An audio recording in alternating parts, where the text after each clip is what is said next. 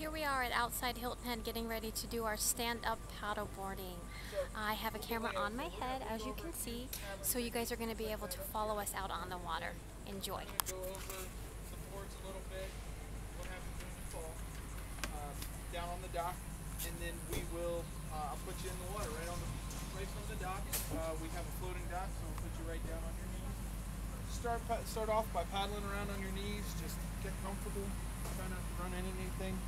And then once we're all in the water, we're going to head out of the marina here. And as we're heading out, as soon as you're ready to stand up, that's the time to stand up. There's no time limit. I'm not going to sit there and be like, you have to stand up now.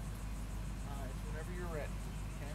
So the easiest way to do that is you're going to just lay your paddle across the board like this. You guys can stay up. You don't have to get down right now. You'll be paddling around on your knees. And all you really want to do is lay your paddle across the board like I just said. And you want to lean forward so your weight's up on your hands. And this keeps your weight evenly distributed across the board while you're standing up. So you just want to lean forward, and then you can step up 1 foot at a time. Alright?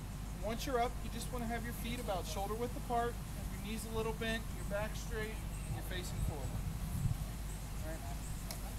Now, as far as paddling goes, if you look at your paddles, see how the shaft comes down and then the paddle blade comes down and then it's at an angle? The reason for that is as you're paddling, you want to keep that paddle face perpendicular with the water as long as you can.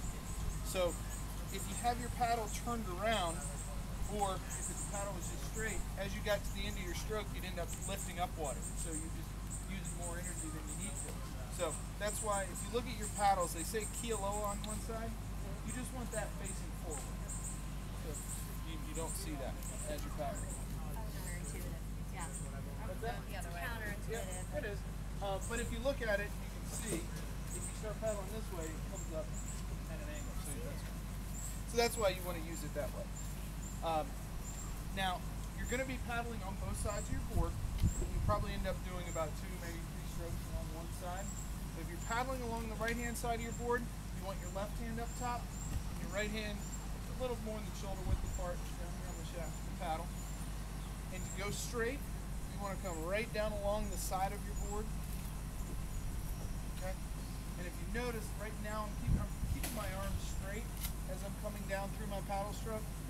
You're going to want to keep your arms as straight as you can. It's going to be a little hard right now when we're standing on the ground because you can't put the paddle blade in the water. But once you're up and you're comfortable enough, really try to get those arms straight. Because the straighter you have your arms, the more you're engaging more muscles in your body. So you're going to be able to move through the water a little bit faster.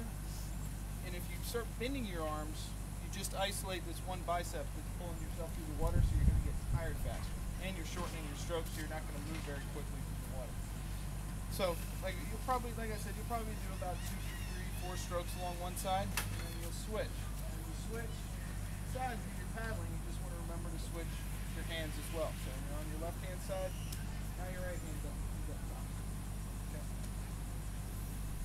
If you every once in a while you may start paddling like this, it just feels a little awkward. It's kind of awkward, but it also it starts you leaning to one side as well. So you want to really try to keep your back straight when you're standing upright.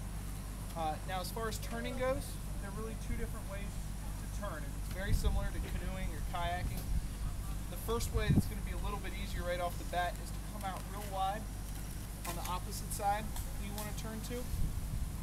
So you're going to do big, wide, sweeping strokes. So if I'm turning to my left, I'm going to paddle on my right hand side. Also, I can drop my paddle in on my left hand side and drag it. Kind of use it like a little rudder there. Or I can even do a little backstroke, and that'll tighten my turn and allow me to turn left. Just know when you do that turn though, your weight's going to shift a little bit. So your weight's going to go back on your heels. So just know that that's going to happen. I don't want you to worry too much about it. It's probably not going to make you fall or anything, but just know that that's coming. Now, as far as stopping and backing up go, you're just going to use that button. You just drop that paddle in the water. You can drag it or even do a little backstroke. Think about pushing the water away from yourself. Slow down and stop. Okay. You guys have any questions about the paddle? I have a question about the board. Is there a particular front and back to the board? Yes. Yes. I'll go over that when we get down on the dock. So, your pockets, guys. Just make sure you don't have anything in there. You don't want to get wet. Good? All right. As far as your shoes, And we're off. footwear goes,